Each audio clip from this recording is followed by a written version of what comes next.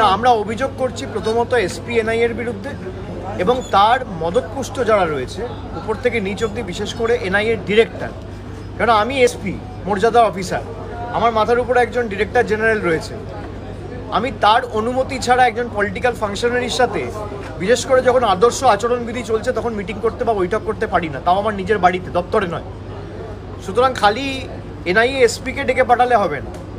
লোক দেখানি তার বিরুদ্ধে একটা শোকজ জারি করব বা তাকে ডেকে একবার ধমকাবো বা চমকাবো। ওয়েস্ট বেঙ্গল ডিজির বিরুদ্ধে যখন আপনি অভিযোগ করেছেন তখন তো খালি একটা এসপিকে চেঞ্জ করে বসে যাননি, আপনি চেঞ্জ করেছেন যখন ডিজিকে চেঞ্জ করেছেন, তাও 48 ঘন্টায় 2 বার।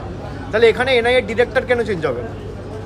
এনআইএর ডিরেক্টরের দায়িত্ব তো এখন স্বরাষ্ট্র মন্ত্রকের নয়, স্বরাষ্ট্র মন্ত্রকও এখন নির্বাচন কমিশনের অধীনে। তা দায়িত্ব নির্বাচন কমিশনের, নির্বাচন কমিশন এই দায় এড়িয়ে যেতে পারে না, এটাই আমরা বলেছি। সুতরাং আমরা আশাবাদী যে নির্বাচন কমিশন যে পক্ষপাতদুষ্ট আচরণ করছে এবং যেভাবে বিরোধী দলের কর্মীদের, আজকেও দেখবেন আমাদের হাইকোর্টে আমরা গেছিলাম, সেখানে নো কোয়ারসিভ দেওয়া হয়েছে যে নির্বাচন পর্যন্ত কোনো রকম কোনো কড়া ব্যবস্থাই এদের বিরুদ্ধে নেওয়া যাবে না। আমরা ধন্যবাদ জানাই হাইকোর্ট, সুপ্রিম কোর্টের এখনও অনেক বিচারপতি রয়েছেন যারা সংবিধানটাকে বাঁচানোর জন্য, গণতন্ত্রকে বাঁচানোর জন্য জীবন প্রাণ লাগিয়ে কাজ করছে। আমরা তাদের কাছে কৃতজ্ঞ। তারা যদি আজকে না থাকতো, দেশের সংবিধান বা গণতন্ত্র কিছুই থাকতো না।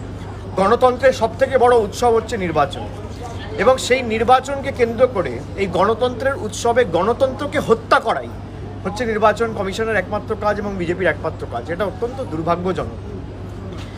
যেখানে আপনি যারা ভোট দিতে যাবে বা যারা নির্বাচনের দায়িত্বে রয়েছে, বুথের সভাপতি, তাদেরকে নোটিশ পাঠিয়ে তাদেরকে জেরা করা, তাদেরকে অ্যারেস্ট করা, বাড়িতে গিয়ে মহিলাদের চুলের মুঠি ধরে ঘর থেকে বার করে দেওয়া, এমনকি দিল্লির বুকে নির্বাচন কমিশনের অফিস থেকে মহিলা সাংসদদের টেনে হিচড়ে তুলে পুলিশ ভ্যানে তোলা। আমি মনে করি এটা ভারতবর্ষের বুকে মানে মধ্যযুগীয় বর্বরতাকেও হার মানাবে। এটা একটা কলঙ্কিত অধ্যায় হয়ে আগামী দিন থাকবে। এবং আমরা গতকাল যখন এই অভিযোগগুলো করেছি বা আমাদের বক্তব্য রেখেছি, রাজ্যপালও একমত হয়েছে যে তোমাদের দাবিগুলো অত্যন্ত ন্যায্য এবং ন্যায়সম্মত, এবং যতদিন না এই দাবির ক্ষেত্রে ব্যবস্থা হবে, নির্বাচন কমিশনের তরফ থেকে একটা সদর্থক ভূমিকা নির্বাচন কমিশন পালন করবে এবং কোনো ইতিবাচক পদক্ষেপ গ্রহণ করবে, আমাদের এই লড়াই চলবে। আমরা পরবর্তীকালে আগামীকাল বা আজ যখনই আমাদের রাজ্যপাল সময় দেবেন বা রাজভবনের তরফ থেকে আমরা সময় পাব, তারপর আমরা দেখা করে পরবর্তী আমাদের রাজনৈতিক কর্মসূচি ঘোষণা করব।